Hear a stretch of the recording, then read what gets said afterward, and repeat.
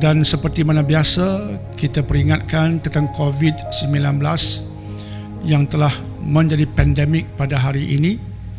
Ia bukan suatu igawan, bukan suatu penipuan, ia suatu realiti.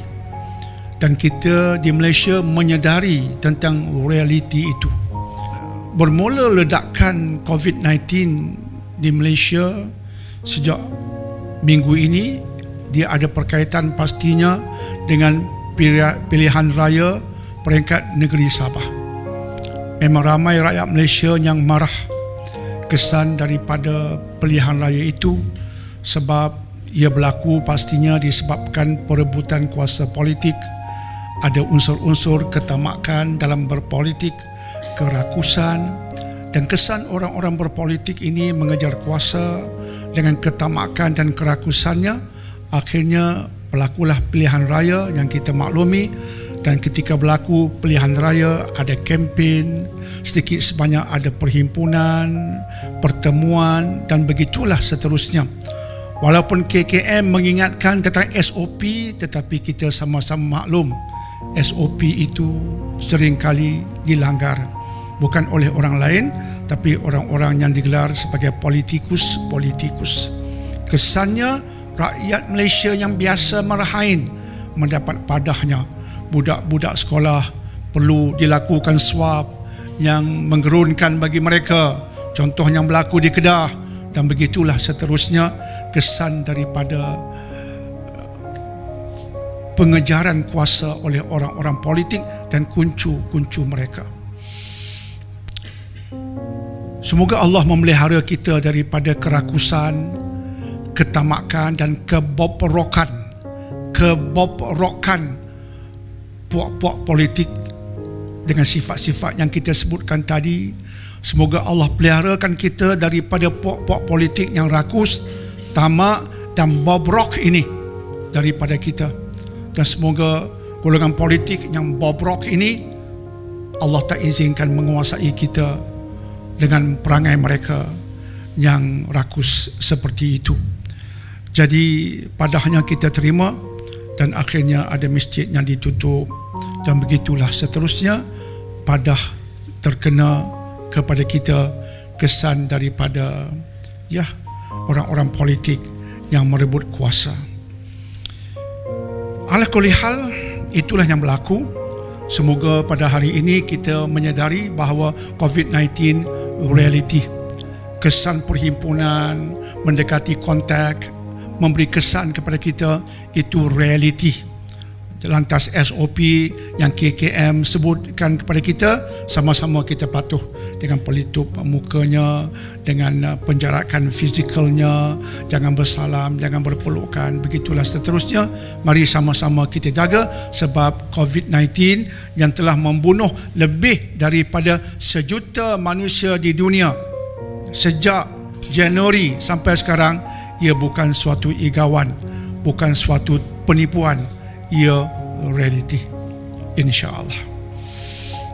Dan saya suka dengan cerita bila ditangguhkan pendaftaran bersemuka di universiti oleh Menteri KPT, pengajian tinggi, secara yang waktu yang singkat, menyebabkan sebahagian rakyat Malaysia yang telah bersedia untuk mendaftarkan diri secara bersemuka di universiti terpaksa tangguhkan.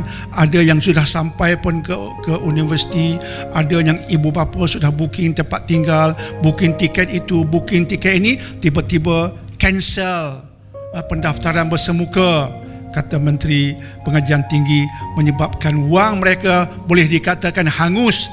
Dan rakyat Malaysia begitu marah sehingga sekarang sudah ada trending minta Menteri Pengajian Tinggi sila letak jawatan. Biar trending itu berlaku, saya tak kisah tentangnya. Tapi yang saya suka nak ceritakan ialah tentang sebahagian rakyat Malaysia yang prihatin, yang akhirnya ada nak sediakan bas untuk pelajar-pelajar ini boleh balik ke tempat mereka masing-masing. Ada yang mengutip wang derma, wang sumbangan untuk membantu mereka yang ada masalah kewangan, terutama yang datang dari kampung. Ada yang bapa menjual itu, menjual ini untuk anaknya pergi mendaftar di universiti, begitulah seterusnya. Dan ini suatu yang menyedihkan. Jadi saya suka cerita orang-orang Malaysia yang prihatin ini. Tapi orang-orang Malaysia yang prihatin ini bukan dari kementerian, tidak. Orang-orang biasa. Orang-orang biasa. Dari kementerian mereka mengatakan tangguh pendaftaran. Itu yang jelas. Tetapi bagaimana nak tolong? Ini yang sudah sampai. Orang biasa yang tolong. Berita itu saya suka. Berita itu saya suka. Cerita itu yang saya suka. Jadi ada satu hadis riwayat Imam Bukhari dan Muslim. Hadisnya panjang. Saya nak ambil satu bahagian di tengah-tengahnya, relevan dengan suasana mereka yang prihatin ini. Nabi SAW mengatakan, man kana fi hajati akhi, man kana fi hajati akhi, barang siapa yang memberi tumpuan untuk selesaikan hajat saudaranya.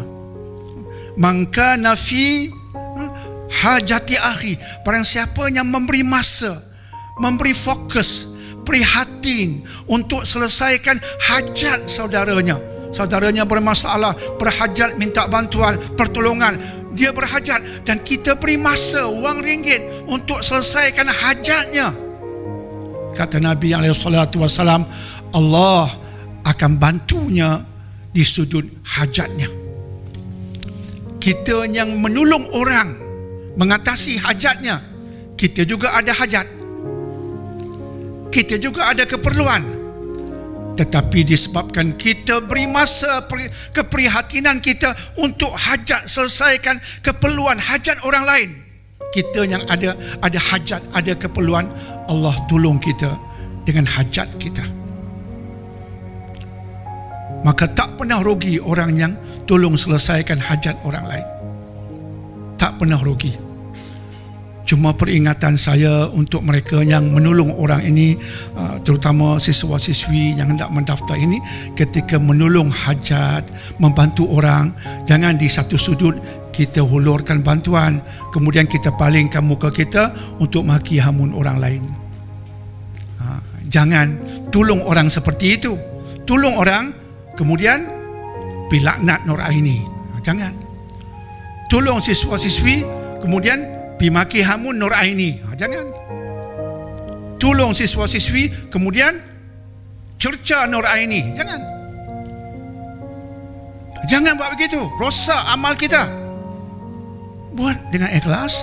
Kita faham, ya. Kita faham apa yang sedang berlaku. Kita marah dengan menteri mungkin, dengan kementerian mungkin, ya. Tapi jangan sampai kita hanyut dengan kemarahan. Hanyut itu yang bahaya. Nak marah itu okey. Biasalah manusia berlaku episod seperti ini, dia nak marah. Biasalah. Tapi jangan hanyut. Control your anger. Kawal. Tolong orang, tolong. Pada ketika yang sama, kawal kemarahan. Jangan tolong. Pada ketika yang sama, cerca. Rosaklah amal kita. Apa mereka duk buat? Kita duk buat apa mereka duk buat? Rosaklah amal. Jangan iblis perdayakan kita. InsyaAllah, terutama ketika kita sedang marah pada Nur Aini, kementerian dan sebagainya.